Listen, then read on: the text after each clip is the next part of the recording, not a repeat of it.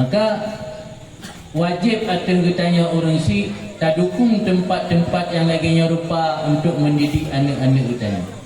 Karena anak-anak yang mentang ubudnya adalah bekal kepada katanya, dan yang dia ke salah satu tujuan inti pernikahan.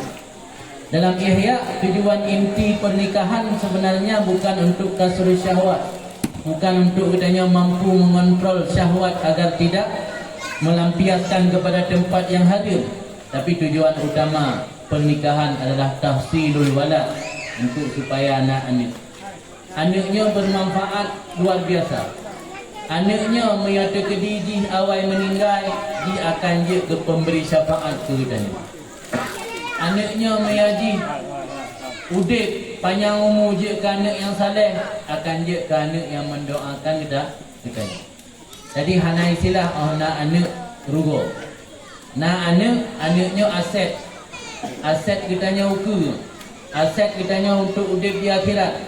Mengaji je ke anak saleh, karena tanya ya sebab untuk nak anak pemantang yang kubut dan anaknya pilih pala tu kitanya urus. Buh nak dingit, buh nak ini.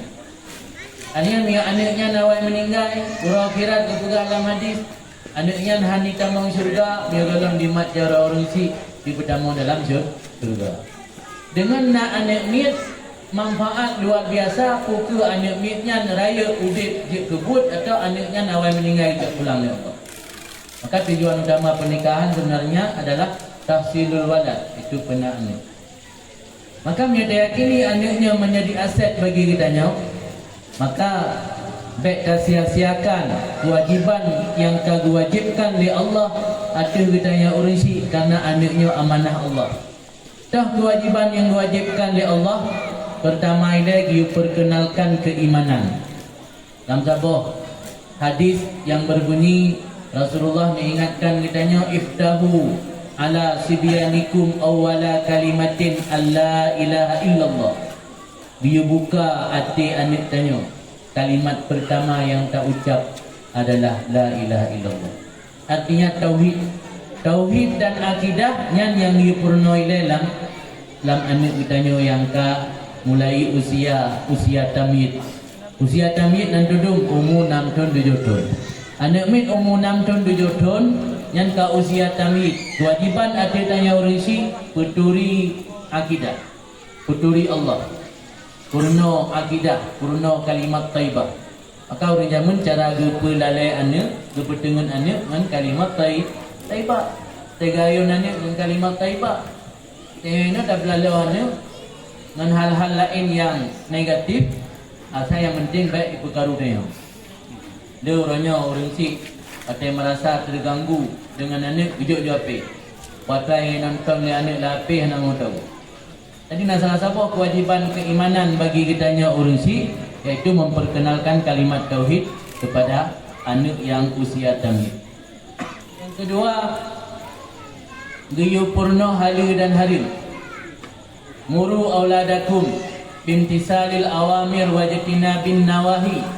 Gayu perintah ba anak mit, gayu puji'uh bud yang getegah dan gayu junjung bud yang diperintah oleh Allah. Maka cara tadi di anak mit yang mantau sibian nunggu kan ka balik. Orangnya tengok watai ka balik baru dia abut anu. Dan umur noi le. 2 tahun, umur 17 kadang baru pas sembahyang. Umur 20 kadang baru pas sembahyang. Tak pas sembahyang dan tak peduli agama ilmu dasar kan watai ka balik. Jauh sebelum balik. Faedah ji mangat terbiasa. Ketika ka balik ni hanale ditinggalkan. Yang tu yang perintah lang hadis umur 7 tahun kau perintah giyu semayang. Umur 10 giyu poh ni haitin. Nyo ka balik malah yu poh tak pula agama, tapi oleh perintah yu taubat. Anitem membangkang baru giyu poh tak. Jadilah agama tanya pendidikan agamanya kan watai ka balik mulai dari usia tamid perintah. Dan kan hanya semayang. Walau ditempuh sering pegang perintah semayang, kita baca dalam hadis-hadis yang lain, kan semayang tu yang perintah. Masalah akidah, masalah memperkenal halal dan haram. Cara ada perkenalkan ni, kan saya baca kitab cuba-cuba, kitab yang dibuat oleh orang Hidayah. cara watai kubuk salah inan dah tegur. Yo kubuk tanya kiban gak ajarkan ilmu agama, nak dah cuba orang pelanggok dia dawa di gula, ya pulang le rusi. Ya pulang le baju. Lagi maaf lo. Yanlah bentuk untuk mengajarkan bahawa but yang ikubut dan dayanya adalah termasuk perbuatan yang dilarang. Teruk baik dengan lawan jenis padahal mantau ubut-ubut getam je. Tak dengan tetangga kadang tak malam kan. Getam je dengan urinam dayong. Tapi tapi kloro. Yang mereka nak mit secara agama kerana buku. ON belum nak hasrat sepu belum nak syahwat. Tapi dalam rangka untuk mendidik, untuk dididik, keperkenal tahu yang halu dalam agama, terubah hal-hal yang lagi yang dilarang oleh orang awam. Dia tanya ini orang tak biarkan. Kadang-kadang jelas-jelas yang halu, jelas-jelas anak tanya ke usia balik, tapi kadang-kadang tak abaikan, hanya ada perlu. Ini yang membedakan kursi lawiknya dengan kursi awal. Yang awal sangat peduli dan luar biasa ditekankan akhlak dan pendidikan anak. Jadi kewajiban yang berwajib oleh Allah atuh orang si yang bertasadari dia tanya orang si kan ketungku wajib. Tu tanya orang si kau yang wali anaknya yang kudu tanya wajib oleh Allah. Man ngam tayak pu umurno anak bak tungku karena hana kemampuan dapurno kero atau kesibukan berbagai macam. Lah tanggungjawab dengan Allah bila dah pastikan ilmu yang wajib dimurna anak tersampaikan ke anak. Antara maksud tersampaikan watan perintah anak iujak bak beut beuna pastikan anak teruk berdempak beut. Baik sekedar itu bi ilmu. Ya anak sekedar itu bi ilmu tapi hana teruk bak badai. Murau-urau, minggu-minggu, membelin-belin.